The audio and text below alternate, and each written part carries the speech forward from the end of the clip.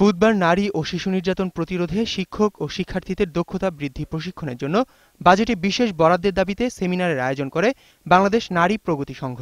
এতে বিভিন্ন জরিপের কথা উল্লেখ করে আলোচকরা বলেন, শিক্ষা প্রতিষ্ঠানে অর্ধেকেরও বেশি মেয়ে শিক্ষার্থী নিজেকে নিরাপদ মনে করে না, আর ৮০% নারী নির্যাতনের শিকার হয় পারিবারিক পরিসরে।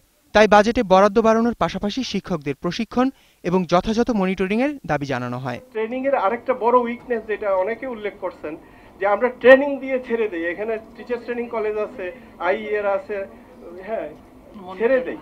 ওইখানে মনিটরিং আমি বলবো না, মেন্টরিং করতে হবে।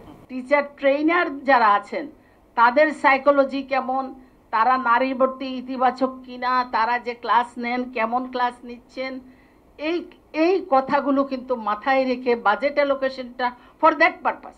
এছাড়া নারী সক্ষমতা বৃদ্ধি, সমাজের দৃষ্টিভঙ্গি পরিবর্তন এবং সব বৈষম্য দূর করারও দাবি জানান আলোচকরা। নারীদের সুরক্ষা দেওয়ার জন্য আইন, এখন আইনের বাস্তবায়ন, এটা হচ্ছে এখনকার চ্যালেঞ্জ। দৃষ্টিভঙ্গির যে আমাদের পতন হচ্ছে সেই জায়গাকে ধরে রেখে দৃষ্টিভঙ্গির পজিটিভ জায়গায় নিয়ে আসা। আমরা যদি নারীদের অর্থনৈতিকভাবে সমৃদ্ধশালী করতে পারি তাহলে এইখানে কিন্তু আমাদের অনেক, আমরা নির্যাতন যেটা বলছি সেটা কিন্তু কমে যাবে।